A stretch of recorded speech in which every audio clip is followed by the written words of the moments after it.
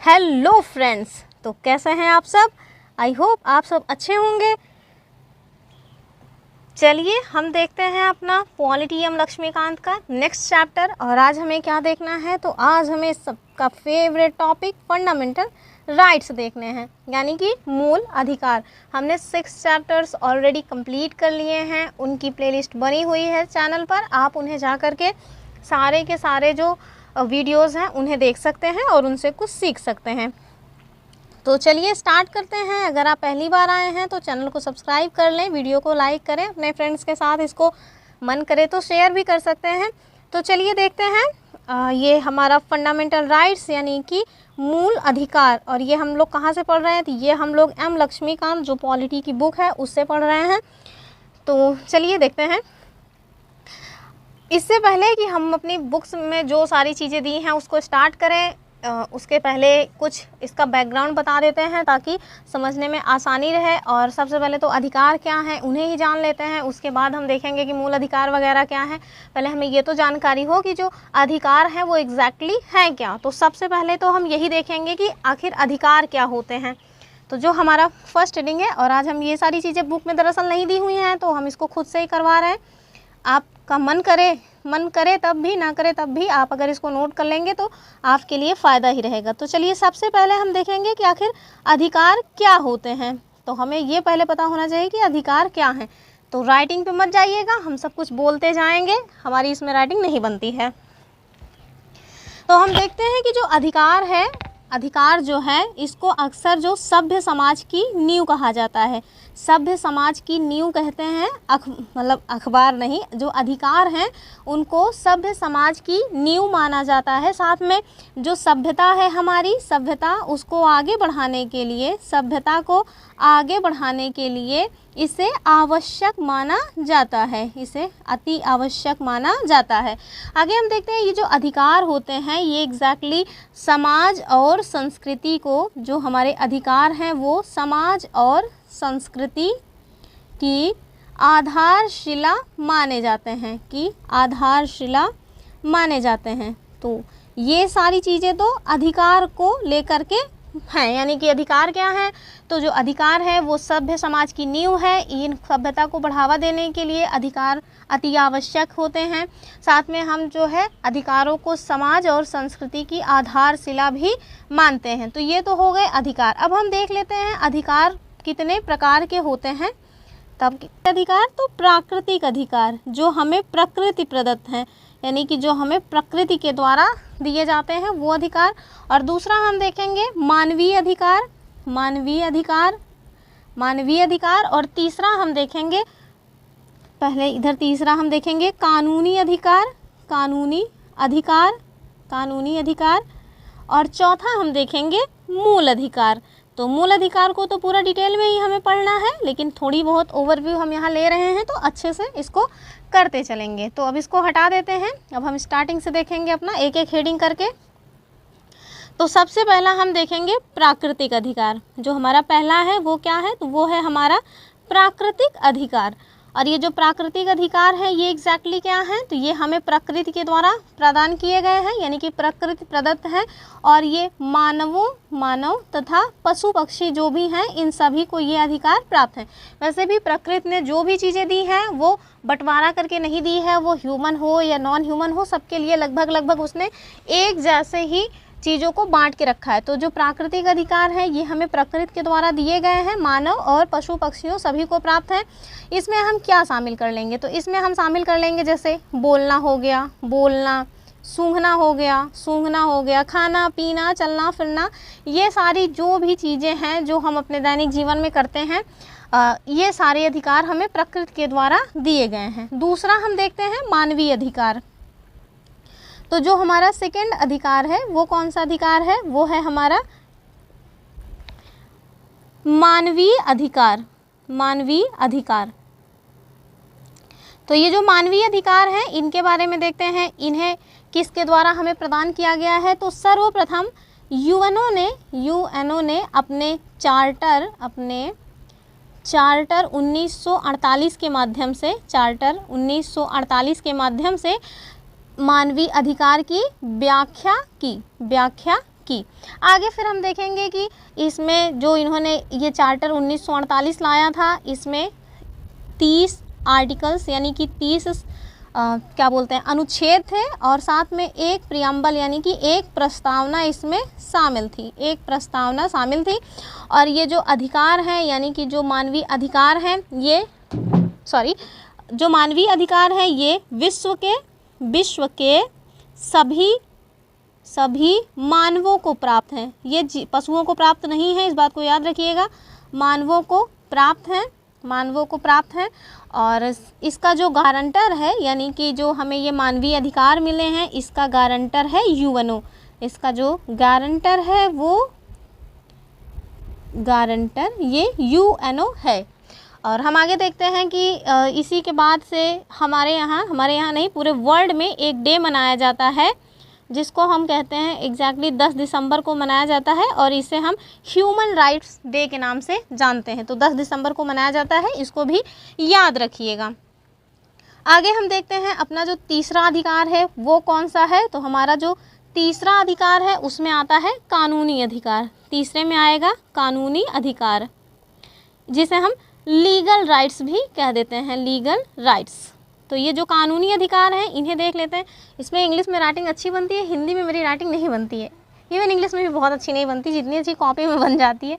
तो चलिए देखते हैं कानूनी अधिकार। तो जो कानूनी अधिकार है ये हमें कानून के द्वारा या कानूनी व्यवस्था के तहत प्राप्त होते हैं। कानूनी अधिकार हमें कानूनी व्यवस्था के तहत प्राप्त होते हैं, व्यवस्था के तहत प्राप्त होते हैं। और आगे हम देखते हैं, अगर सपोज दैट जो कानूनी अधिकार हैं अगर इनका हनन हो जाए, यानी कि अगर सपोज दैट कि राज्य ने इसको आपसे छीन लिया, हनन हो जाए, तो इसके लिए आप डायरेक्ट जो है सुप्रीम कोर्ट या डायरेक्ट हाई कोर्ट आर्टिकल 32 के तहत जो सुप्रीम कोर्ट जाने की व्यवस्था है, और आर्टिकल 226 के तहत जो हाई कोर्ट जाने की व्यवस्था है, वो आप डायरेक्ट नहीं जा सकते। यानी जो भी आपको कानूनी अधिकार मिलते हैं वो उसका संरक्षण आपको सुप्रीम कोर्ट या हाई कोर्ट नहीं देता है। आगे हम देखते हैं जो लास्ट है हमारा यानी कि फंडामेंटल राइट्स, उसको देख लेते हैं। तो चौथा है हमारा फंडामेंटल राइट्स यानी कि मूल अधिकार। इसे मौलिक अधिकार भी कहा जाता है, मूल अधिकार। और ये मूल अधिकार इनके बारे में जान लेते हैं। तो जो मूल अधिकार होते हैं ये किसी व्यक्ति या व्यक्ति की मूल स्वतंत्रताओं को निर्धारित करते हैं, मूल स्वतंत्रताओं को निर्धारित करते हैं। मुझे लगा मैंने स्वतंत्रता गलत लिख दिया है, इस वजह से थोड़ा कन्फ्यूज़न हो रही थी। को निर्धारित करते हैं, और ये टिक का जो है ना, ये टाइम बचाने का एक तरीका होता है, इसका मतलब सही होता है। हाँ, ये चीज़ जैसे होती है। आगे हम देखते हैं कि ये जो फंडामेंटल राइट्स हैं उनकी क्या और खासियत है। तो जो फंडामेंटल राइट्स हैं ये सभी नागरिकों को समान रूप से प्राप्त होते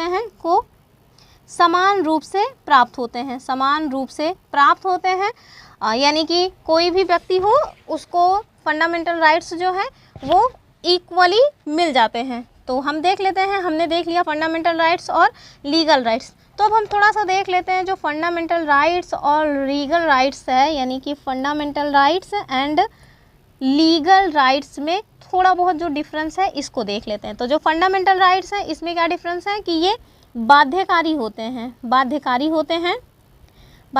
हैं। इसके तहत अगर इनका हनन होता है तो आप सुप्रीम कोर्ट, हाई कोर्ट कहीं भी जा सकते हैं। ऊपर मैंने आर्टिकल्स भी बता दिए हैं। आर्टिकल 32 के तहत आप सुप्रीम कोर्ट डायरेक्ट जा सकते हैं, और आर्टिकल 226 के तहत आप हाई कोर्ट में जा सकते हैं कि देखिए सरकार, मेरे जो फंडामेंटल राइट्स हैं उनका हनन हुआ है, मुझे इसका संरक्षण दीजिए। तो इसके लिए आप सुप्रीम कोर्ट या हाई कोर्ट का दरवाज़ा खटखटा सकते हैं। अगला हम देखते हैं इनमें क्या स्पेशल बात होती है। तो जो फंडामेंटल राइट्स हैं इसमें कोई भी परिवर्तन साधारण नियम या साधारण विधि के द्वारा नहीं किया जाएगा। अगर इसमें किसी प्रकार का कोई परिवर्तन करना है तो आपको आर्टिकल 368 के तहत इसमें संविधान में संशोधन करना पड़ेगा, संविधान में संशोधन करने की ज़रूरत पड़ेगी। जबकि जो हमारे लीगल राइट्स हैं उसमें ये सबसे पहले तो यही देख लेते हैं कि ये बाध्यकारी नहीं है। जो हमारे लीगल राइट्स हैं ये बाध्यकारी नहीं हैं, और दूसरा इसके तहत आप डायरेक्ट सुप्रीम कोर्ट और हाई कोर्ट भी नहीं जा सकते, और जो संसद है इसमें साधारण विधि से कोई चेंज कर सकती है। तो इसमें संसद जो है वो साधारण विधि से परिवर्तन कर सकती है, परिवर्तन कर सकती है। तो ये तो रहे कि जो हमारे अधिकार हैं हमने उनके बारे में देखा कि अधिकार कितने प्रकार के होते हैं और अधिकार एग्जैक्टली हैं क्या, लीगल राइट और फंडामेंटल राइट में क्या अंतर है, ये सारी चीज़ें हमने देख ली। अब हमें क्या देखना है, अब हम देख लेते हैं कि जो फंडामेंटल राइट्स हैं उनकी इतिहास क्या है, यानी कि जो फंडामेंटल राइट्स है उसकी क्या हिस्ट्री है, ये कहाँ से स्टार्ट वगैरह हुआ है, ये सारी चीज़ें अब हम देखने वाले हैं। तो जो फंडामेंटल राइट्स हैं इसका इतिहास क्या है अब हम देखेंगे। चलिए स्टार्ट करते हैं। स्टार्ट करने का मतलब चलिए देख लेते हैं फंडामेंटल राइट्स का इतिहास। तो जो फंडामेंटल राइट है इसकी जो स्टार्टिंग है ये ब्रिटेन से मानी जाती है। इसको जो इसकी शुरुआत है वो ब्रिटेन से मानी जाती है। शुरुआत इसकी ब्रिटेन से हम मानते हैं। और ब्रिटेन से क्यों मानते हैं, क्योंकि 1215 ईस्वी में वहाँ के जो राजा थे जिनका नाम था किंग जॉन, इनके द्वारा उनके जो नागरिक हैं उनको एक लिखित दस्तावेज दिया जाता है, दिया जाता है जिसे क्या कहा गया, तो जिसे मैग्ना कार्टा कहा गया। तो फंडामेंटल राइट्स सर्वप्रथम ब्रिटेन में इसकी शुरुआत होती है जब 1215 में वहाँ के जो राजा थे किंग जॉन, उनके द्वारा उनके नागरिकों को एक लिखित दस्तावेज दिया गया जिसको कि क्या बोला गया, तो मैग्ना कार्टा बोला गया। अब आगे हम देखते हैं, कहाँ से मिटे, यहाँ से। अब आगे हमें ये देखना है कि आगे चल करके, ठीक है ये तो स्टार्टिंग हो गया कि ब्रिटेन के द्वारा स्टार्ट किया गया, लेकिन उसके बाद भी तो लोगों ने फंडामेंटल राइट्स को दिया होगा। ऐसा तो है नहीं कि जो हम लोग कहाँ से लिए हैं, हम लोग जो फंडामेंटल राइट्स है उसको यूएस से लिए हैं। तो यूएस ने भी तो कभी ना कभी कहीं ना कहीं से, या उसके यहाँ भी कभी ना कभी तो स्टार्टिंग हुई होगी ना। तो वो सारी चीज़ें अब हम देखने वाले हैं। इसको इरेज कर दें तब देखें।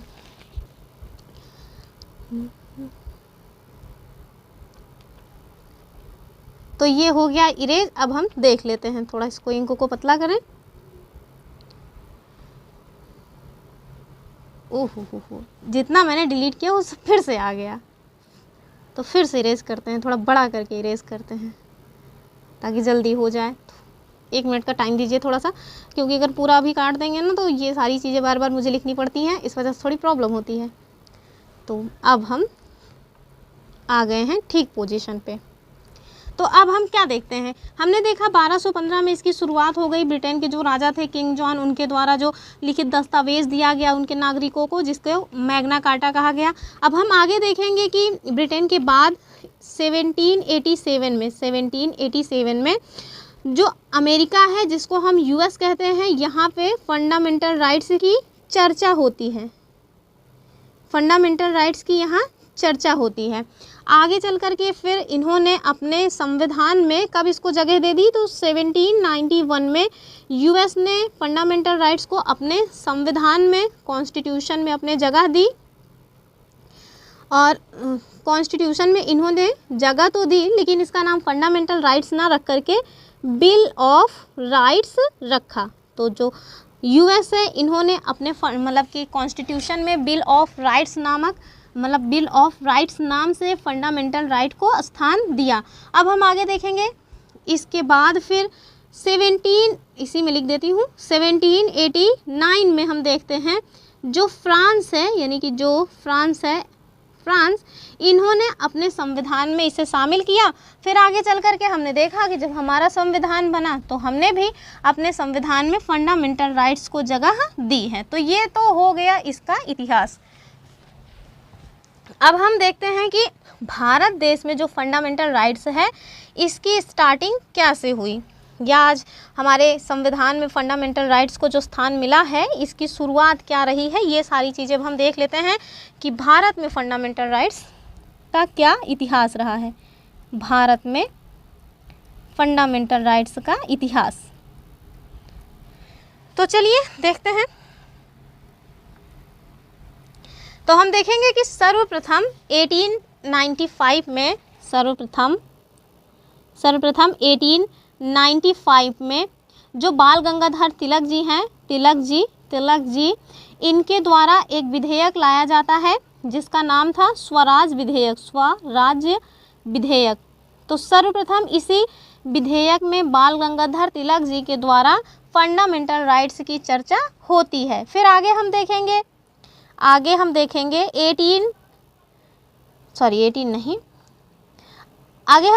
1928 में नेहरू रिपोर्ट आती है। और किसके द्वारा ये नेहरू रिपोर्ट प्रस्तुत की जाती है? तो मोतीलाल नेहरू जी के द्वारा नेहरू रिपोर्ट आती है, नेहरू रिपोर्ट। और इसमें फंडामेंटल राइट्स की आपको इसमें चर्चा मिल जाएगी। फिर हम आगे देखेंगे 1928 के बाद 1931 में कराची अधिवेशन होता है, कराची अधिवेशन। और यहाँ पर जो है जिसकी अध्यक्षता कौन कर रहे थे? तो सरदार वल्लभ भाई पटेल जी कर रहे थे। इस अधिवेशन में भी फंडामेंटल राइट्स की डिमांड की जाती है या इस पर चर्चा की जाती है। फिर 1931 में जो सेकंड गोलमेज सम्मेलन होता है, मैं जहाँ तक समझ रही हूँ कि सेकंड गोलमेज सम्मेलन तो इसी टाइम पे हुआ, लेकिन पता नहीं क्यों मेरे माइंड में 1932 आ रहा है, तो आप लोग इसको चेक कर लीजिएगा। जो सेकंड गोलमेज सम्मेलन होता है इसमें महात्मा गांधी जी के द्वारा फंडामेंटल राइट्स की चर्चा की जाती है। तो ये तो हमने देख लिया कि हमारे यहाँ फंडामेंटल राइट्स के क्या इतिहास रहे हैं। अब आगे हम देखेंगे कि इतनी सारी बातें होने के बाद जो भारत शासन अधिनियम आता है 1935 में एक भारत शासन अधिनियम आता है, भारत शासन अधिनियम। इसमें आपको फंडामेंटल राइट्स की कहीं कोई चर्चा नहीं मिलेगी। फिर 1945 में जब यहाँ पे इसके बारे में कोई चर्चा नहीं मिली तो 1945 में एक कमेटी गठित की जाती है तेज बहादुर सप्रू जी की अध्यक्षता में, जिसका नाम था सप्रू समिति गठित की गई। और इन्हीं की रिपोर्ट के आधार पे आज जो हमारे यहाँ फंडामेंटल राइट्स का हम जो वर्तमान में स्वरूप देखते हैं वो कहीं और से नहीं आया है, वो तेज बहादुर सप्रू की अध्यक्षता में बनी जो सप्रू कमेटी थी उसी से आया। और इन्होंने फंडामेंटल राइट्स और डीपीएसपी में थोड़ी बहुत चीज़ें, फंडामेंटल राइट्स एंड डीपीएसपी, जैसा कि फंडामेंटल राइट्स और जो डीपीएसपी दोनों ही हमारे लिए अधिकार ही हैं, बस अंतर इतना है कि जो फंडामेंटल राइट्स हैं वो मूल अधिकार हैं, तुरंत हमें प्राप्त होते हैं। डीपीएसपी मूल अधिकार नहीं है, वो राज्यों के ऊपर डिपेंड करता है। जब राज्य सक्षम होंगे तो वो धीरे धीरे करके जो डीपीएसपी में अधिकार दिए गए हैं वो आपको देने का, यानी कि जो हमारे नागरिक हैं उनको देने का प्रयास करेंगे। तो हम देखते हैं वर्तमान में जो ये फंडामेंटल राइट्स बाध्यकारी है, ये जो स्वरूप हमें दिखता है फंडामेंटल राइट्स का बाध्यकारी होना, ये कहीं और से नहीं तेज बहादुर सप्रू कमेटी की जो है सिफारिश पर ही आया है ये स्वरूप, और डीपीएसपी को इन्होंने बाध्यकारी नहीं बताया। तो ये सारी चीज़ें रहीं कि हमारे भारत देश में कैसे फंडामेंटल राइट्स का विकास हुआ। आगे अब हम देखेंगे, अभी हमें ये तो देखना ही है कि हमारे बुक में क्या दिया हुआ है, लेकिन उसके पहले ये सारी चीज़ें बुक में नहीं दी हुई थी पर इम्पॉर्टेंट थी, थोड़ा बहुत बैकग्राउंड पता होना चाहिए, तो इस वजह से मैंने थोड़ा सा ओवरव्यू दे दिया। अब हम देखते हैं कि जो हमारा भारत देश है, जो हमारा भारत का संविधान है, उसमें जो आपको फंडामेंटल राइट्स प्राप्त हैं उसके बारे में। राइटिंग से तो बड़ी मारा मारी है फंडामेंटल राइट्स।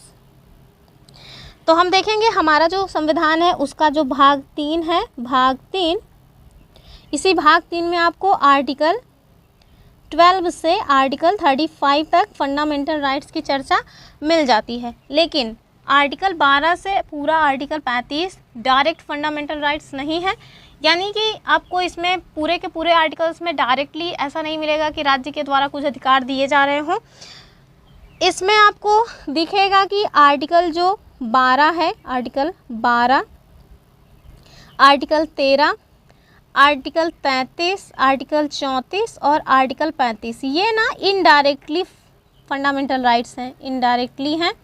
यानी कि इसमें इतने जो आर्टिकल्स दिए गए हैं इसमें आपको डायरेक्टली कोई अधिकार नहीं मिलता है, जबकि जो अन्य आर्टिकल्स हैं वो आपको डायरेक्टली राज्य के द्वारा किसी न किसी प्रकार से आपको अधिकार दिए गए हैं। अगर राज्य किसी भी तरह का उसमें अधिकारों में हनन करने का प्रयास करता है तो आप उसके लिए सुप्रीम कोर्ट या हाई कोर्ट में जा करके उसका संरक्षण प्राप्त कर सकते हैं।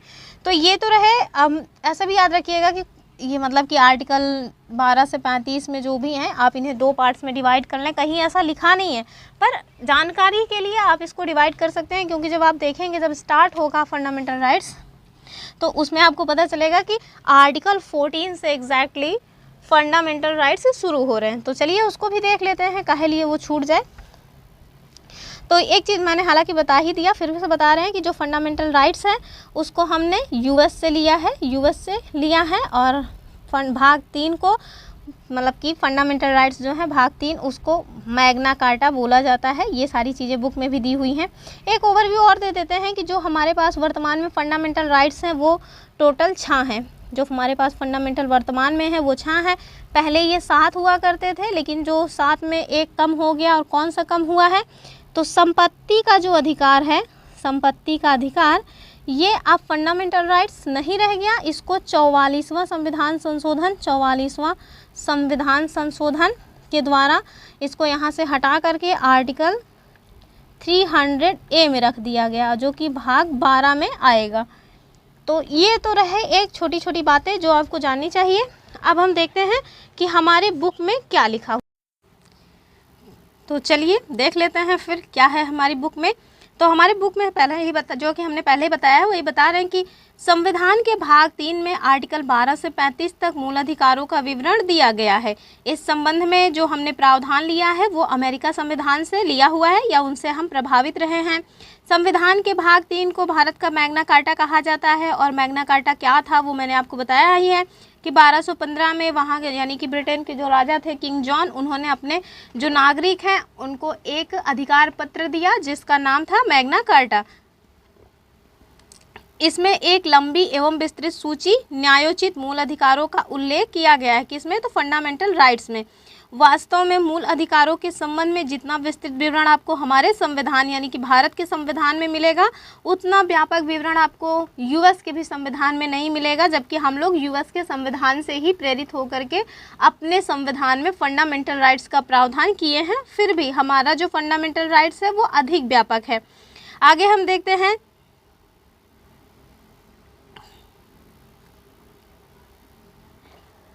आगे हम देखते हैं कि संविधान के द्वारा बिना किसी भेदभाव के हर व्यक्ति के लिए मूल अधिकारों के संबंध में गारंटी दी गई है। यानी कि मूल अधिकारों का जो प्रावधान है या जो वो लागू होना है वो सारे व्यक्तियों पर समान रूप से लागू होगा, किसी को भी उसमें असमानता का भाव नहीं आने दिया जाएगा। आगे हम देखते हैं कि इनमें यानी कि हमारे फंडामेंटल राइट्स में प्रत्येक व्यक्ति के लिए समानता, सम्मान, राष्ट्रहित और राष्ट्रीय एकता को समाहित किया गया है। मूल अधिकारों का तात्पर्य क्या है? तो मूल अधिकारों का तात्पर्य राजनीतिक लोकतंत्र के आदर्शों की उन्नति से है।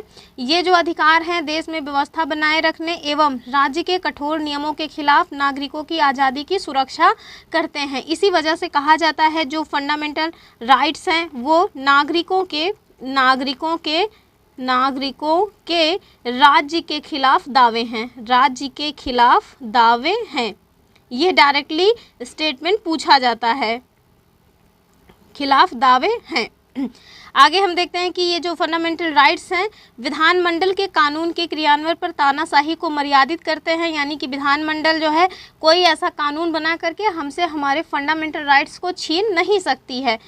और संक्षेप में इनके प्रावधानों का जो उद्देश्य है वो कानून की सरकार बनाना है, ना कि किसी व्यक्ति की। यानी कि किसी व्यक्ति को बहुत ज़्यादा पावरफुल बनाकर किसी व्यक्ति की सरकार नहीं बनाना है। जो हमारे यहाँ कानून बने हुए हैं उसकी सरकार हमारे यहाँ बनाए रखना है। आगे देखते हैं कि जो मूल अधिकार है इसको ये मूल अधिकार नाम क्यों दिया गया? तो इसीलिए दिया गया क्योंकि इन्हें संविधान के द्वारा गारंटी एवं सुरक्षा प्रदान की गई है। जो हमारा सर्वोच्च न्यायालय है वो इसका गारंटर है फंडामेंटल राइट्स का। अगर किसी भी तरह से कोई भी आपका फंडामेंटल राइट का हनन होता है तो आप जा कर के सुप्रीम कोर्ट का दरवाज़ा खटखटा सकते हैं कि देखिए श्रीमान, हमारे इस फंडामेंटल राइट्स का हनन किया जा रहा है। तो इसी वजह से बता रहे हैं। फिर हम देखते हैं कि ये जो है राष्ट्र कानून का मूल सिद्धांत है, और मूल क्यों है ये भी बता रहे हैं, क्योंकि ये व्यक्ति के चहुमुखी विकास, जिसमें आप भौतिक विकास, बौद्धिक विकास, नैतिक और आध्यात्मिक विकास के लिए आवश्यक हैं। मूल रूप से जो संविधान थे, मतलब हमारा जो मूल रूप से संविधान था, उसमें 7 मूल अधिकार प्रदान किए गए थे। वर्तमान में टोटल 6 रह गए हैं। 44th अमेंडमेंट एक्ट 1978 के तहत जो 7वां है उसको हमारे मतलब कि मूल अधिकार से हटा दिया गया। अभी जो 6 है वही देख लेते हैं हम। तो उन 6 में पहले तो हम 7 को देखेंगे, फिर जो है कौन सा हट गया है ये भी देख लेंगे इसी में। पहला कौन सा है? समता का अधिकार, जो कि आर्टिकल 14 से 18 यानी 14, 15, 16, 17, 18 टोटल जो 5 आर्टिकल्स हैं वो आपको यहाँ पे मिल जाएंगे समता के अधिकार से संबंधित। दूसरा आपको मिलेगा स्वतंत्रता का अधिकार, और आर्टिकल 19 से 22 आपको स्वतंत्रता का अधिकार, और जो है शोषण के विरुद्ध अधिकार डायरेक्टली पूछा जाता है, याद रखिएगा, अनुच्छेद 23 से 24। और धर्म की जो स्वतंत्रता का अधिकार है ये 25 से 28 में मिलेगा।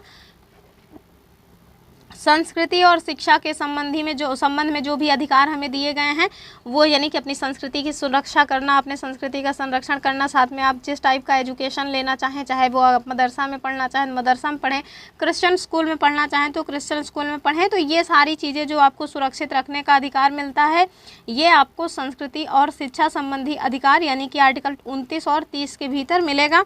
और छठा संपत्ति का अधिकार था, जो कि आर्टिकल 31 में दिया गया था। इसी अधिकार को अब समाप्त कर दिया गया है 44वें से, यानी कि 44वें संविधान संशोधन के द्वारा। और 7वां कौन सा है? तो 7वां है हमारा संवैधानिक उपचारों या सांविधानिक उपचारों का अधिकार। मोस्ट इम्पॉर्टेंट अधिकार, सबसे इम्पॉर्टेंट अधिकार यही है।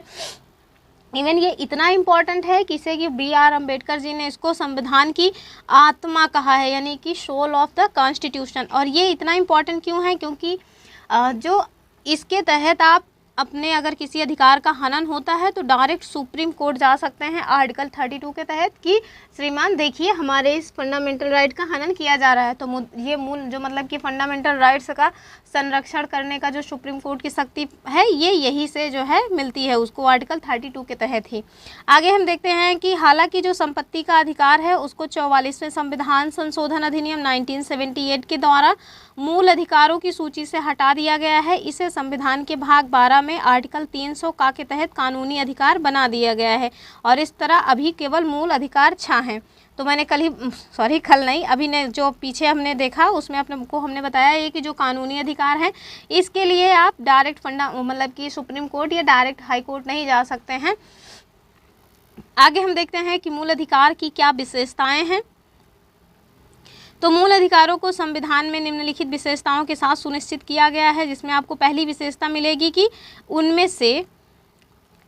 से कुछ ऐसे हैं जो केवल नागरिकों के लिए उपलब्ध हैं, जो कि मैंने बताया ही है, जबकि कुछ अन्य हैं जो सभी व्यक्तियों के लिए उपलब्ध हैं, चाहे वे नागरिक हों या विदेशी हों या कानूनी व्यक्ति जैसे परिषद एवं कंपनियां आदि। तो दूसरा क्या है कि जो मूल अधिकार हैं ये सीमित नहीं हैं, इन पे युक्त प्रतिबंध लगाए जा सकते हैं, लेकिन हाँ ये वाद योग्य है, यानी कि आप इसके लिए सुप्रीम कोर्ट में चैलेंज कर सकते हैं और राज्य उन पर युक्त प्रतिबंध लगा सकता है। युक्त प्रतिबंध मतलब होता है कि जैसे मतलब कि किसी एक विशेष क्राइटेरिया के आधार पर आपसे कुछ आपके जो फंडामेंटल राइट्स हैं उन पे थोड़ा बहुत मर्यादा लगाई जा सकती है कि हाँ आपको, यद्यपि आपको बोलने की आज़ादी है, आप बोलें कुछ भी बोलें, लेकिन आप ऐसा कुछ नहीं बोलेंगे जिससे पता चला कि हिंसा भड़क उठी या फिर जो है दंगे होने लगे। तो अगर आप इस तरह का मतलब बोलने का राइट अपना यूज़ करना स्टार्ट कर देंगे तो फिर उस पर आपके ऊपर प्रतिबंध लगाया जा सकता है। तो ये युक्त प्रतिबंध है, यानी कि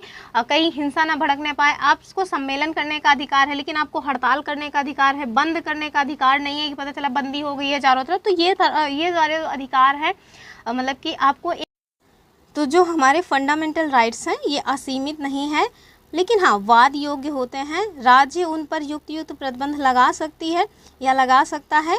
हालांकि ये कारण यानी कि जो प्रतिबंध लगाने के कारण है वो उचित है या अनुचित, इसका निर्णय अदालत के द्वारा किया जाता है। इस तरह ये व्यक्तिगत अधिकारों एवं पूरे समाज के बीच संतुलन साधने का काम करते हैं और ये संतुलन व्यक्तिगत स्वतंत्रता एवं सामाजिक नियंत्रण के बीच होता है। हम देखते हैं तीसरी क्या विशेषता है, तो वे सभी सरकार के एक पक्षीय निर्णय के विरुद्ध उपलब्ध हैं, हालांकि उनमें से कुछ निजी व्यक्तियों के खिलाफ भी उपलब्ध हैं। यानी कि ज़्यादातर तो ये जो मूल अधिकार हैं वो आपको राज्य के द्वारा दिए जाएंगे, लेकिन कुछ ऐसे भी हैं जो मतलब कि जिसकी डिमांड आप जो नागरिक हैं उनसे भी कर सकते हैं, यानी कि जो भी व्यक्ति हो, नागरिक हो या ना हो, उनसे भी कर सकते हैं। जैसे कि हमारा आर्टिकल 17 है, आर्टिकल 17 उसमें लिखा हुआ है अस्पृश्यता का अंत, अस्पृश्यता का अंत। तो जो अस्पृश्यता का अंत है, इसके तहत कोई भी व्यक्ति, चाहे वो राज्य हो या कोई निजी व्यक्ति है, वो किसी भी व्यक्ति को जाति सूचक शब्दों से मतलब कि बोल करके उसका अपमान नहीं कर सकता है। वो कोई भी व्यक्ति हो, वो अस्पृश्यता यानी छुआछूत को बढ़ावा नहीं देगा, फिर चाहे वो व्यक्ति हो या संस्था हो या राज्य हो। तो वही बता रहे हैं कि कुछ तो ऐसे हैं जो केवल राज्य ही, मतलब कुछ ऐसे हैं जो केवल राज्य के विरुद्ध हमें प्राप्त होते हैं, लेकिन कुछ ऐसे भी हैं जो निजी व्यक्तियों के खिलाफ भी हमको मिलते हैं, या नागरिकों को मिलते हैं, या व्यक्तियों को मिलते हैं।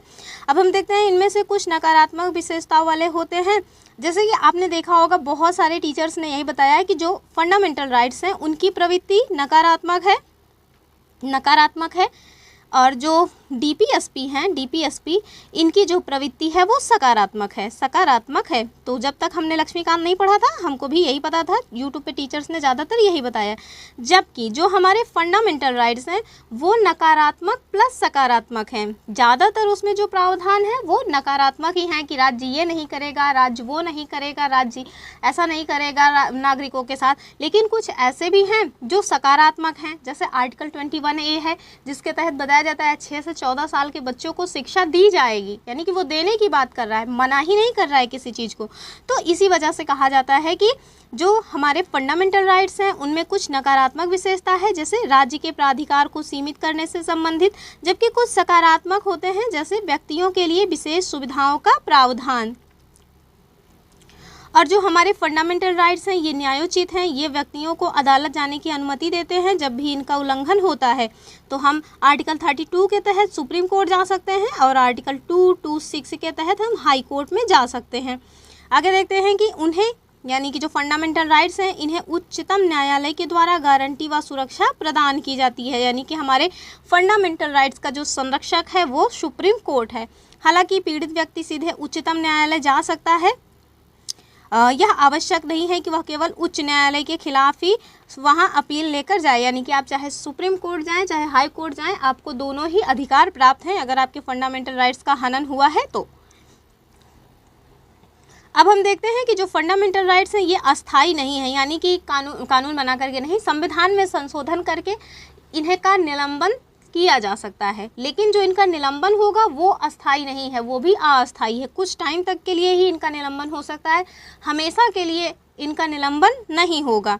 तो यही बता रहे हैं कि जो मतलब कि फंडामेंटल राइट्स हैं ये स्थायी नहीं है, संसद इनमें कटौती या कमी कर सकती है, लेकिन संशोधन अधिनियम के तहत साधारण विधेयक के द्वारा नहीं।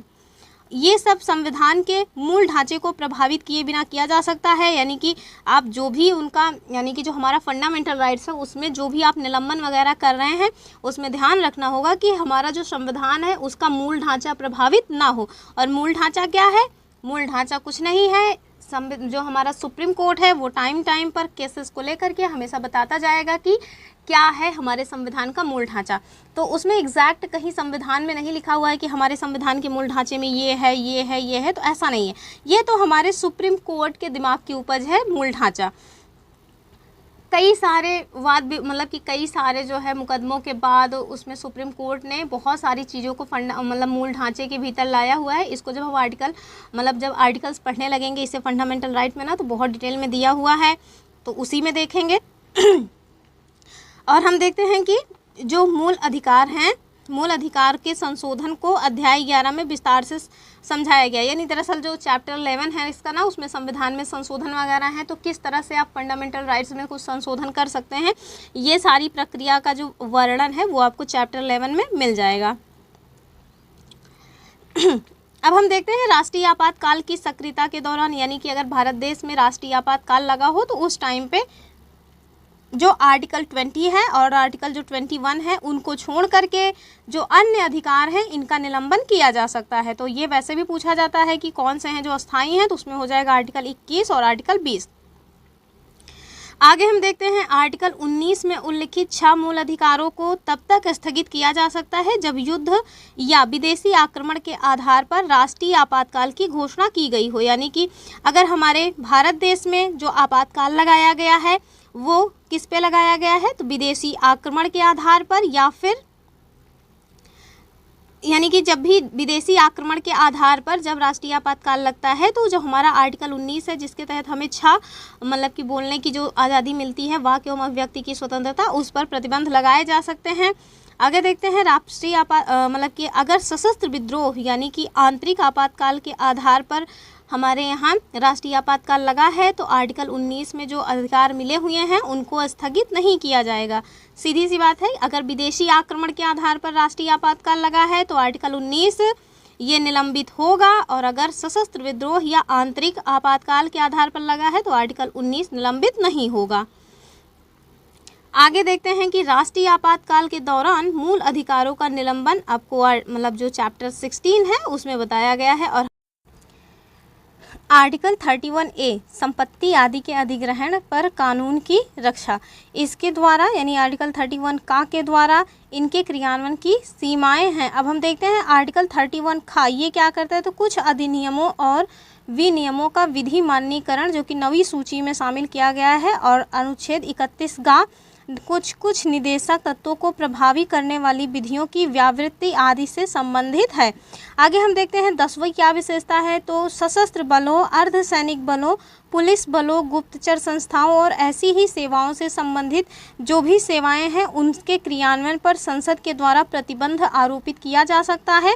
और ये आपको कहाँ पे दिया गया है, तो ये आर्टिकल 33 में दिया गया है। जैसा कि हम पहले भी बताए हैं कि कुछ मतलब कि ऐसे आर्टिकल्स हैं या कुछ ऐसे मूल अधिकार हैं जो डायरेक्टली नहीं हैं बल्कि इनडायरेक्टली हैं, यानी कि इनडायरेक्टली। तो उसमें हमने बताया था आर्टिकल 12, 13 है, और उसके बाद 33, 34 और 35। तो इसी वजह से ये जो है इनडायरेक्टली हैं, क्योंकि इसमें देखिए प्रतिबंध आरोपित करने की बात की गई है किनके ऊपर, तो सशस्त्र बल, अर्धसैनिक बल और पुलिस बल एवं गुप्तचर संस्थाओं आदि पर कुछ प्रतिबंध लगाए गए। जैसे कि जिस तरह से सामान्य नागरिकों को फंडामेंटल राइट्स मिले हुए हैं, स्पेशली जो बोलने का अधिकार है यानी वाक एवं अभिव्यक्ति की स्वतंत्रता, तो उस तरह की वाक एवं अभिव्यक्ति की स्वतंत्रता हमारे इन सशस्त्र बलों, अर्धसैनिक बलों, पुलिस बल या गुप्तचर जो विभाग से संबंधित लोग हैं इनको नहीं दी जा सकती। और अगर सपोज दैट इनको इस तरह की चीज़ें दे दी गई, इन्हें बोलने की स्वतंत्रता दी गई, तो जो गुप्तचर वगैरह हैं, पता चला अपना सोशल मीडिया अकाउंट बना करके उस पर सारी चीज़ें लीक कर रहे हैं, देखो भाई कल ये होने वाला है, कल वो होने वाला है, तो इससे हमारी सुरक्षा को खतरा हो सकता है। इस वजह से इन लोगों को कुछ इनके ऊपर प्रतिबंध आरोपित किए गए हैं। और जैसे कि अर्धसैनिक बल वगैरह हैं, इन लोगों को सपोज दैट कोई हमारे यहाँ टैंक वगैरह है, उसका सारा वीडियो, आजकल वीडियो बनाने का कितना चलन है, उसका सारा वीडियो बना करके बता दे रहे हैं, देखो देखो ये सारी चीज़ें हैं, ऐसे ऐसे हम जो भी स्कीम बना रहे हैं, मतलब कोई अटैक होना है उससे हमें सुरक्षा देने की बजाय पहले से ही सारा भंडा फूटा हुआ है। तो इस तरह इसी वजह से इनके ऊपर कुछ प्रतिबंध लगाए गए हैं। आगे देखते हैं 11वीं क्या विशेषता है, कि ऐसे इलाकों में भी इनका क्रियान्वयन रोका जा सकता है जहां फौजी कानून प्रभावी हो, यानी कि जहां पे मार्शल लॉ लगा हो वहां पे मौलिक अधिकारों के क्रियान्वयन को रोका जा सकता है। और फिर हम देखते हैं असामान्य परिस्थितियों में, ये जो मार्शल लॉ है वो नॉर्मल परिस्थितियों में तो लगाया नहीं जाता, कुछ असामान्य परिस्थितियों में ही लगाया जाता है, और वहाँ पे मौलिक अधिकारों का निलंबन हो सकता है। ये कहाँ लिखा गया है, तो आर्टिकल 34, यानी कि जहाँ पे भी मार्शल लॉ यानी सैन्य कानून प्रभावी है उस जगह पर जो हमारे फंडामेंटल राइट्स हैं उनका निलंबन हो सकता है। आर्टिकल 34 में यह लिखा हुआ है। और जो मार्शल लॉ होता है वो आपातकाल से भिन्न होता है, यानी कि मार्शल लॉ और राष्ट्रीय आपातकाल दोनों में अंतर होता है। हमारी जो 12वीं विशेषता है वो क्या है, कि फंडामेंटल राइट्स में ज़्यादातर अधिकार स्वयं प्रवर्तित हैं, जबकि कुछ को कानून की मदद से प्रभावी बनाया जाता है। ऐसा कानून देश की एकता के लिए संसद के द्वारा बनाया जाता है। विधानमंडल कोई भी कानून फंडामेंटल राइट्स से संबंधित नहीं बना सकती। और इसलिए नहीं बना सकती क्योंकि पता चला उन्होंने अपने यहाँ की जो है विशेषताओं को, अपने यहाँ की कुछ जातियों या कुछ धर्मों को लेकर के स्पेशल प्रोविज़न कर दिए। तो इससे क्या होगा, जो हमारे देश की एकता या एक रूपता है उसमें बाधा उत्पन्न हो सकती है। और ये कहाँ दिया गया है, तो ये आर्टिकल 35 में दिया गया है। कभी इस टाइप से क्वेश्चन आज तक तो पूछा नहीं गया है, लेकिन कुछ भी हो सकता है, कुछ भी पूछा जा सकता है। अब चलिए हम देख लेते हैं राज्य की क्या परिभाषा है। आर्टिकल 32 नहीं, आर्टिकल जो 12 है उसमें राज्य की परिभाषा दी गई है। तो वही यहाँ बताया जा रहा है क्या है हमारे राज्य की आखिरकार परिभाषा। तो आपको 2 आर्टिकल्स ऐसे मिलेंगे, एक तो फंडामेंटल राइट्स में आपको आर्टिकल 12 मिलेगा, उसके बाद जब आप DPSP में पहुँचेंगे तो जो आर्टिकल 36 है वो सेम टू सेम यही परिभाषा जो आर्टिकल 12 में दी गई है राज्य की, यही परिभाषा आपको 36 में भी मिलेगी। तो 36 में दोबारा नहीं बताया जाएगा, यहाँ पे जो बता रहे हैं इसको अच्छे से देख लीजिएगा।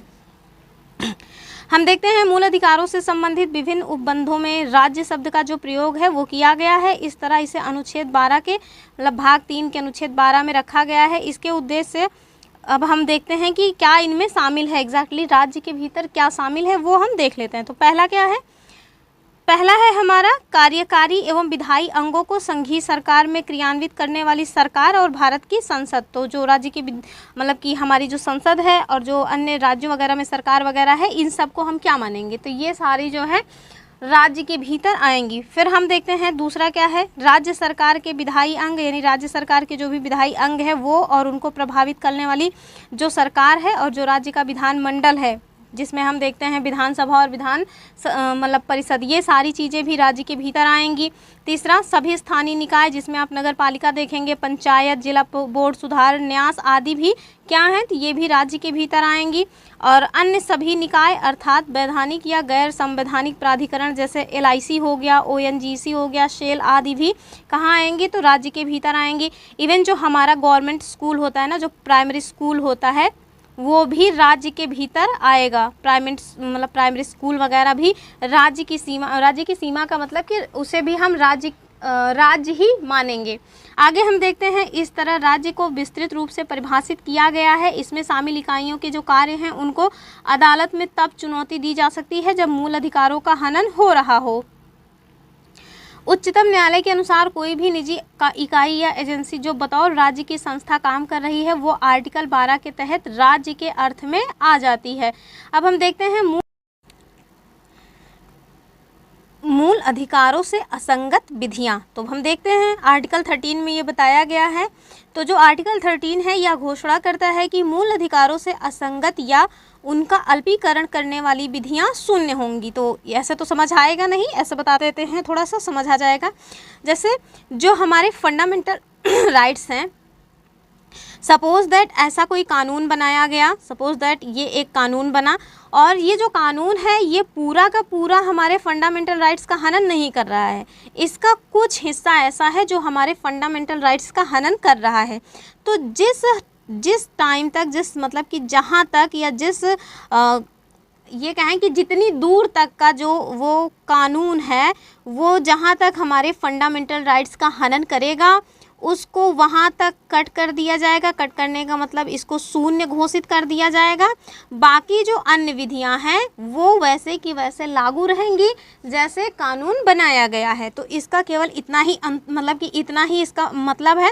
अब हम देखेंगे कि इसके भीतर क्या आएंगे, जैसे कौन सी रूढ़ियाँ हो या फिर हमारा जो अभी संविधान बना है उसके पहले की जो विधियाँ थी, जैसे IPC वगैरह हो गई, या संविधान बनने के बाद की जो विधियाँ हो, तो कोई सी भी विधि हो, कुल मिला के अगर वो हमारे फंडामेंटल राइट्स का हनन कर रही है तो जिस सीमा तक वो हमारे फंडामेंटल राइट्स का हनन करेगी उस सीमा तक उसको शून्य घोषित कर दिया जाएगा। बाकी जो मतलब कानून है वो उसी हिसाब से चलता रहेगा। तो यही है हमारा कि मतलब कि मूल अधिकारों से असंगत या उनका अल्पीकरण करने वाली जो विधियाँ हैं वो शून्य होंगी।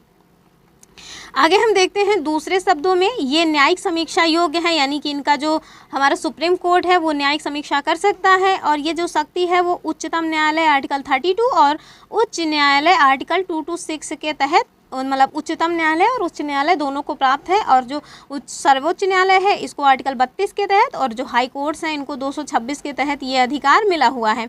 अब हम देखते हैं कि जो किसी विधि को मूल अधिकारों का उल्लंघन होने के आधार पर गैर संवैधानिक या अवैध घोषित कर सकती हैं, तो ये कौन कर सकते हैं? हाई कोर्ट और सुप्रीम कोर्ट। अब हम देखते हैं आर्टिकल 13 के अनुसार जो विधि शब्द है उसमें क्या क्या शामिल है। तो सबसे पहले स्थायी विधियां यानी कि जो संसद के द्वारा बनाई गई वो हैं वो विधियां, संसद या राज्य के विधानमंडल के द्वारा जो पारित किए गए हैं वो सारी विधियां, चाहे वो स्थायी विधि हो या अस्थायी विधि हो कोई सी भी विधि हो, चाहे उसे संसद बनाए या राज्य का विधानमंडल बनाए, कोई भी ऐसी विधि हो जो हमारे फंडामेंटल राइट्स का हनन करेगी, तो जिस सीमा तक हमारे फंडामेंटल राइट्स का हनन करेगी उस सीमा तक उसको शून्य घोषित कर दिया जाएगा। आगे देखते हैं और विधि के रूप में क्या आता है। तो अन्य जो है विधि के रूप में आपको अस्थायी विधियां आएंगी, जो कि मैंने बता ही दिया।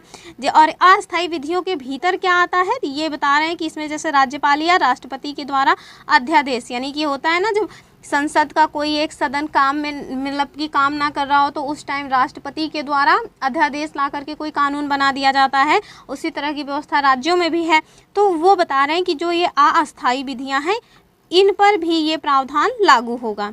आगे देखते हैं कि तीसरा क्या है, प्रत्यायोजित विधान यानी कार्यपालिका विधान की प्रकृति में संवैधानिक साधन जैसे अध्यादेश हो गया, आदेश हो गया, उपविधि, नियम, विनियम या अधिसूचना, ये कोई भी चीज़ हो, इन सब से ये सारी जो चीज़ें हैं इनमें से कुछ भी हो, अगर वो हमारे फंडामेंटल राइट्स का हनन करेंगी तो वो उस सीमा तक अवैध घोषित कर दी जाएंगी। अवैध दैट मीन्स शून्य घोषित की जाएंगी।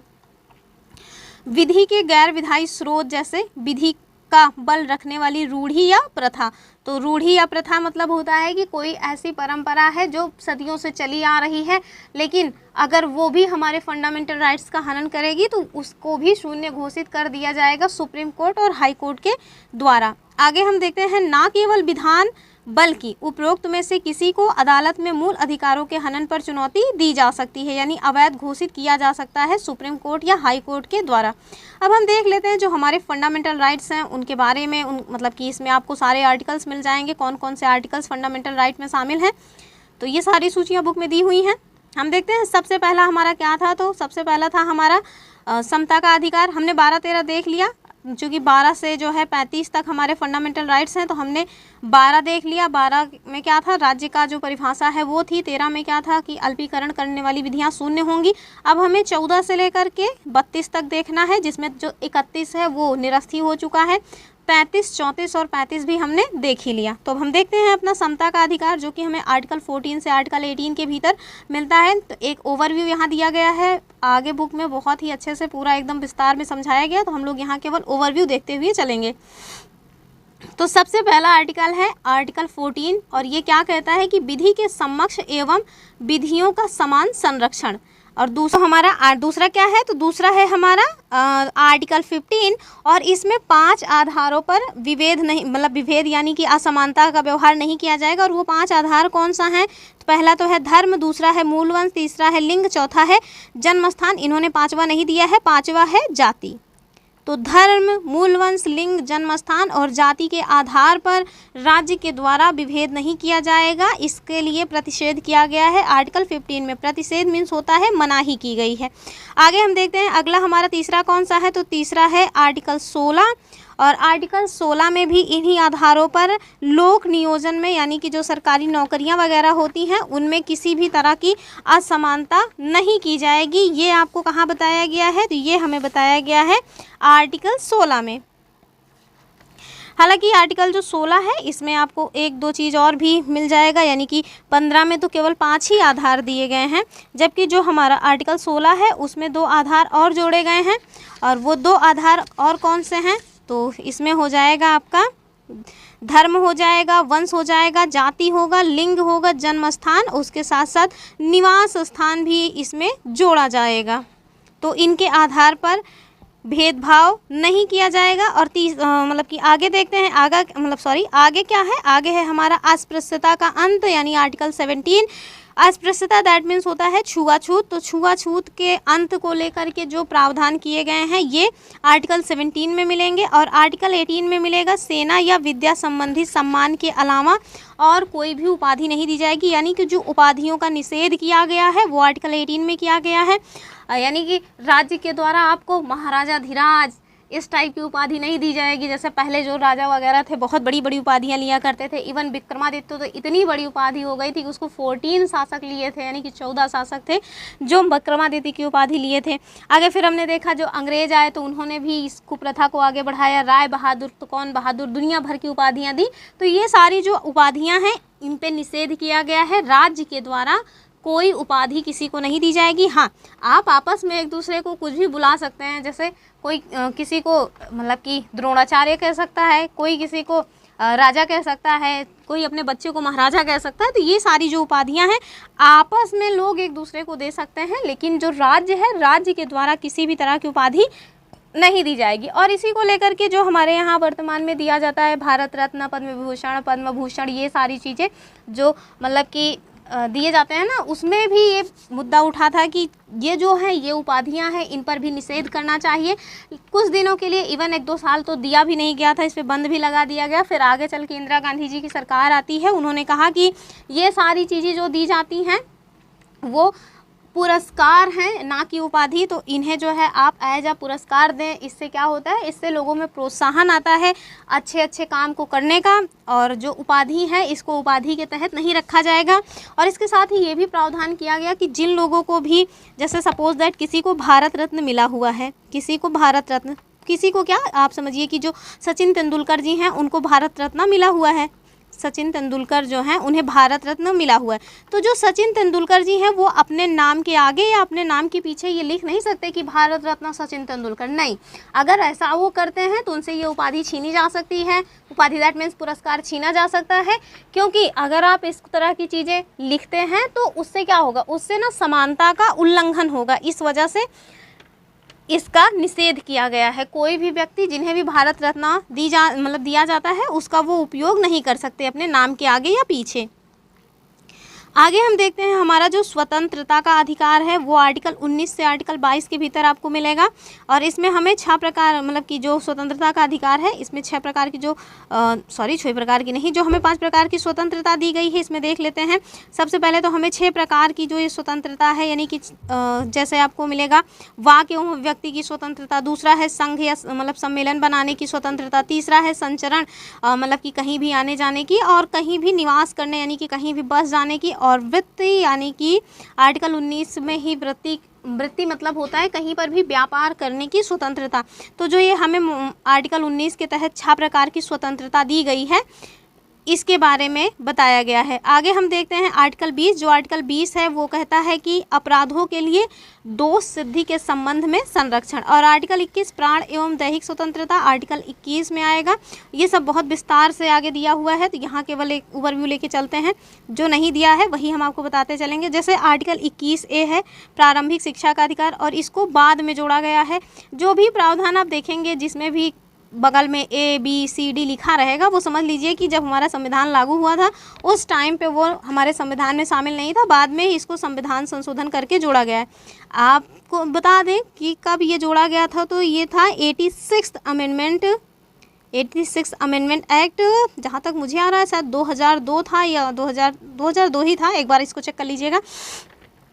आगे हम देखते हैं कि जो हमारा अन्य आर्टिकल है, यानी कि अगला जो आर्टिकल है वो है आर्टिकल 22, और ये भी स्वतंत्रता के अधिकार के भीतर आता है। और इसमें क्या है, तो कुछ दशाओं में गिरफ्तारी और निरोध से संरक्षण सब आगे बताया गया है बुक में। आगे हम देखते हैं तीसरा जो हमारा है अधिकार, यानी कि समानता का अधिकार, तीसरा जो अधिकार है वो है शोषण का मतलब शोषण के विरुद्ध अधिकार। तो हमने समानता का अधिकार देख लिया, हमने स्वतंत्रता का अधिकार देख लिया, अब हम शोषण के विरुद्ध अधिकार देख रहे हैं। इसमें सबसे पहले कौन सा मिलेगा, तो आर्टिकल 23 के तहत बलात् श्रम का मतलब प्रतिषेध किया गया है। इसमें ही आता है जो बेगारी वगैरह है वो नहीं कराई जाएगी। स्पेशली जब बच्चे हो गए, बुज़ुर्ग हो गए, महिला हो गए, इनसे मतलब कि ज़बरदस्ती काम नहीं कराया जाएगा, बिना पगार के काम नहीं कराया जाएगा। तो ये सारी जो चीज़ें हैं ये आपको कहाँ मिलेंगी? ये आपको इसी में मिल जाएंगी। और जो खरीद फरोख्त है मतलब कि वो सारी चीज़ों पर भी प्रतिबंध आर्टिकल 23 के तहत लगाया गया है। आगे हम देखते हैं आर्टिकल 24, और इसमें बताया गया है कि जो छोटे बच्चे होते हैं उनके लिए एक एज क्राइटेरिया फिक्स की गई है, उनको खतरनाक कामों में नहीं लगाया जाएगा। आगे फिर हम देख रहे हैं धर्म की स्वतंत्रता का अधिकार भी हमें मिला हुआ है आर्टिकल 25 से 28 के भीतर, जिसमें हम पहले देखेंगे आर्टिकल 25। और आर्टिकल 25 में क्या है कि अंतःकरण की और धर्म को अबाध रूप से मानने, आचरण और प्रचार करने की स्वतंत्रता आपको मिली हुई है। तो आप अपने धर्म का मतलब कि अपने धर्म को, किसी भी धर्म को आप फॉलो कर सकते हैं, इसमें राज्य कोई हस्तक्षेप नहीं करेगा। आप चाहे मुस्लिम मतलब कोई इस्लाम धर्म स्वीकार हैं, जैन धर्म, बौद्ध धर्म, कोई सा भी धर्म आप स्वीकारते हैं, इससे राज्य को कोई लेना देना नहीं है। आप उसका प्रचार कर सकते हैं, उस धर्म के मतलब उस धर्म में जो भी प्रावधान दिए गए हैं कि आपको इस तरह से जीना चाहिए, इस तरह से उठना चाहिए, इस तरह से नमस्कार करना चाहिए, तो ये है आचरण। उसको उस तरह से आप उसका आचरण कर सकते हैं, उसका प्रचार कर सकते हैं। लेकिन आप अपने धर्म को किसी अन्य व्यक्ति को मजबूर नहीं कर सकते कि आप भी मेरे इस धर्म को फॉलो करें। तो ये सारी चीज़ें आप नहीं कर सकते हैं।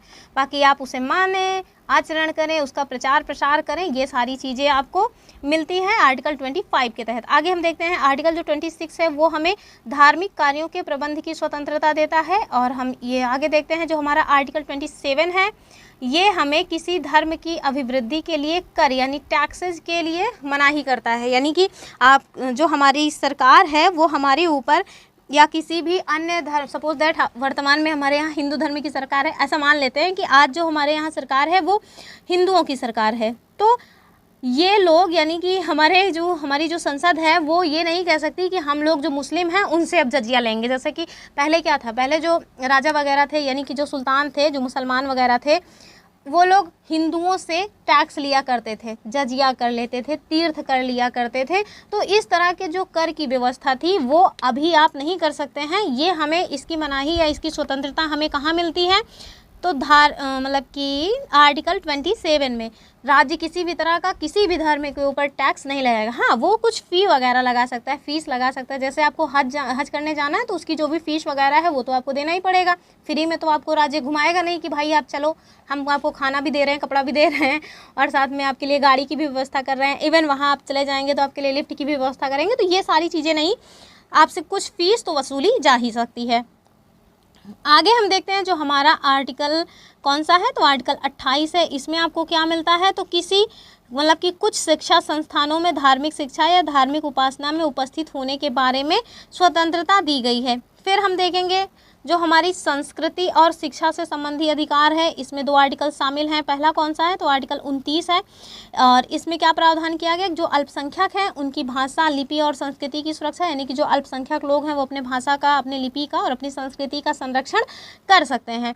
और जो हमारा आर्टिकल 30 है, और ये बहुत इंपॉर्टेंट है, बहुत बार पूछा गया है, दोनों बहुत कन्फ्यूज़न होता है ना, इस वजह से। हमारा नेक्स्ट है आर्टिकल 30। इसमें हमें क्या करना है, तो जो शिक्षा संस्थान है उनकी स्थापना की जा सकती है, उनका प्रशासन करने का अल्पसंख्यक वर्गों को अधिकार दिया गया है। और हमारे यहाँ जो अल्पसंख्यक वर्ग हैं इनके बारे में कोई विशेष प्रावधान दैट मीन्स कौन अल्पसंख्यक है ये कहीं भी डिटेल में नहीं बताया गया है।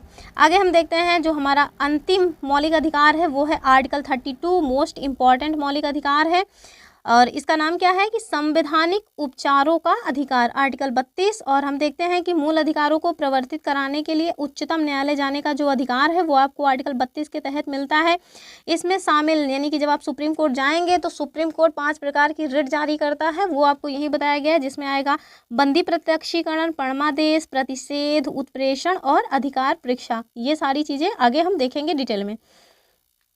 अब हम देख लेते हैं कि कौन कौन से ऐसे राइट्स हैं जो हमारे नागरिकों को प्राप्त हैं, और कुछ ऐसे राइट्स हैं जो नागरिक और गैर नागरिक यानी कि विदेशी आदि को भी प्राप्त हैं। तो जो नागरिकों को प्राप्त हैं उनको तो मैंने पहले ही बता दिया है, एक बार और देख लेते हैं।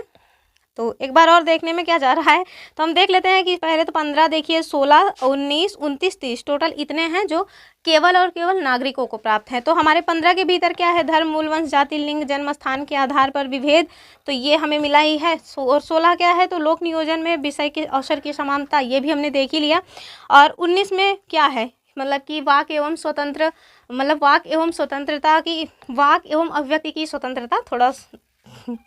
और साथ में हम देखते हैं आर्टिकल 29 में क्या है कि अल्पसंख्यकों को शिक्षा और संस्कृति संबंधी अधिकार। और 30 में क्या है, अल्पसंख्यक अपने धर्म के प्रचार हेतु शिक्षण संस्थानों की स्थापना कर सकते हैं। ये सारी चीज़ें, तो ये टोटल 5 आर्टिकल्स हैं जो केवल और केवल भारत के नागरिकों को मिलते हैं। आगे हम देखते हैं कि ऐसे कौन से अधिकार हैं जो भारत के नागरिक, विदेशी सभी को प्राप्त हैं। बस शत्रु देश के वो नागरिक नहीं होना चाहिए, यानी कि पाकिस्तान के नागरिकों को हम नहीं देंगे ये सारी स्वतंत्रता दैट मीन्स ये सारे फंडामेंटल राइट्स हम पाकिस्तान के नागरिकों को नहीं देंगे। तो हम देख लेते हैं सबसे पहला क्या है, तो जो आर्टिकल 14 के तहत हमको मिलता है विधि के सम्मक समता और विधियों का समान संरक्षण, ये विदेशियों को और भारतीयों को दोनों को ही प्राप्त है। अपराधियों के लिए दोष सिद्धि के संबंध में संरक्षण आर्टिकल 20, ये भी दोनों को प्राप्त है। प्राण एवं दैहिक स्वतंत्रता आर्टिकल 21, ये भी विदेशी और नागरिक दोनों को प्राप्त है। और जो प्रारंभिक शिक्षा का अधिकार है आर्टिकल 21A, ये भी आपको विदेशी और जो हमारे भारतीय नागरिक हैं दोनों को ही प्राप्त है। आर्टिकल 22 जो कुछ मामलों में हिरासत और नज़रबंदी से संरक्षण देता है। और आर्टिकल 23 बलात्, श्रम और अवैध मानव व्यापार के विरुद्ध जो प्रतिषेध है, इस पे भी जो है ये अधिकार भी नागरिक और गैर नागरिक दोनों को ही मिलता है। ये देखिए यहाँ पे मानव का जो व्यापार है, मतलब ऐसा नहीं है कि कोई विदेशी हमारे यहाँ आया है तो आप उसको बेच दीजिए, नहीं। जिस तरह का व्यवहार मतलब कि इस मामले में भारतीयों के साथ किया जाएगा, उसी तरह का व्यवहार विदेशियों के साथ भी किया जाएगा। मतलब ना आप अपने भारतीय नागरिकों को खरीद फरोख्त कर सकते हैं और ना ही विदेशियों की खरीद फरोख्त कर सकते हैं। आर्टिकल 21 आर्टिकल 23 के तहत ये सुरक्षा दी गई है फंडामेंटल राइट्स में। आगे हम देखते हैं और कौन से अधिकार हैं। तो जो हमारा आर्टिकल 24 के तहत अधिकार मिलता है कि जो छोटे बच्चे हैं उनको कारखानों आदि में यानी कि खतरनाक कामों में नहीं लगाया जाएगा। ये भी भारतीय और गैर भारतीय दोनों को प्राप्त है। धर्म की अभिवृद्धि के लिए प्रयास की स्वतंत्रता आर्टिकल 25, ये भी। और धार्मिक संस्थाओं के संचालन की स्वतंत्रता आर्टिकल 26, ये भी दोनों को प्राप्त है। किसी धर्म को प्रोत्साहित करने हेतु मतलब कोई भी तरह का टैक्स वगैरह नहीं लिया जाएगा। ऐसा नहीं है कि हमको राम मंदिर बनवाना है तो हम मुसलमानों से टैक्स लेना स्टार्ट कर लें, तो ये सारी चीज़ें नहीं की जाएंगी। इसकी भी सुरक्षा आपको भारतीय और गैर भारतीय दोनों को ही दी गई है। और साथ में अब हम देखते हैं कि आर्टिकल जो 28 है, ये भी दोनों को प्राप्त है, जिसमें लिखा हुआ है कुछ विशेष संस्थानों में धार्मिक आदेश को जारी करने की स्वतंत्रता। तो ये तो रहे ऐसे फंडामेंटल राइट्स जो मतलब कि गैर भारतीयों को भी प्राप्त हैं। और हमने देख ही लिया कि 5 ऐसे हैं जो केवल और केवल भारतीयों को प्राप्त हैं। और बहुत इंपॉर्टेंट है, उसको ज़रूर याद रखिएगा, बहुत बार एग्जाम में वो पूछा गया है। और हम देख लेते हैं लास्ट पॉइंट, इसी के बाद आज की क्लास ख़त्म करेंगे। बहुत बड़ी बड़ी क्लास हो जाती है। और सबसे बड़ी बात तो फंडामेंटल राइट्स जो है वो बहुत ही बड़ा टॉपिक है, तो इसके लिए हम 2-3 क्लास लेंगे, एक दिन में नहीं संभव हो सकता ये। तो हम देखते हैं कि इस तरह जो अनुच्छेद 13 है वह यह घोषणा करता है कि जो संविधान संशोधन है वह कोई विधि नहीं है। विधि मतलब होता है कानून या नियम नहीं है, इसलिए इसको जो है कहाँ सुप्रीम कोर्ट या हाई कोर्ट में चुनौती नहीं दी जा सकती। लेकिन आगे चल कर के केशवानंद भारती मामला आता है 1973 में। इसमें जो है जो सुप्रीम कोर्ट है उन्होंने मूल ढांचे के सिद्धांत की बात की, यानी कि मूल ढांचे की संकल्पना इसमें लाई गई। और उसी के भीतर उन्होंने कहा कि जो मूल अधिकार हैं उनके हनन के आधार पर जो संविधान संशोधन है उनको भी चुनौती दी जा सकती है। यदि वह संविधान के मूल ढांचे के खिलाफ हुआ तो उसको भी अवैध घोषित किया जा सकता है। तो ये रही आज की अपनी क्लास। आई होप आप लोगों ने आज की क्लास को एंजॉय किया होगा। अगर किसी ह्यूमन एरर की वजह से कुछ प्रॉब्लम हुई हो तो उसके लिए सॉरी, आप उसके लिए मुझे कमेंट कर सकते हैं। फिर मिलेंगे अपने नेक्स्ट वीडियो में, तब तक के लिए आप सभी को थैंक्स। और मेरी लूसेंट वाली जो सीरीज़ है उसको ज़्यादा से ज़्यादा देखिए, उसको ज़्यादा से ज़्यादा शेयर कीजिए। वो बहुत इंपॉर्टेंट सीरीज़ है, आपको सारे एग्जाम्स में वो बहुत हेल्प करने वाली है। तो चलिए ठीक है, फिर मिलेंगे, तब तक के लिए आप सभी को बाय बाय।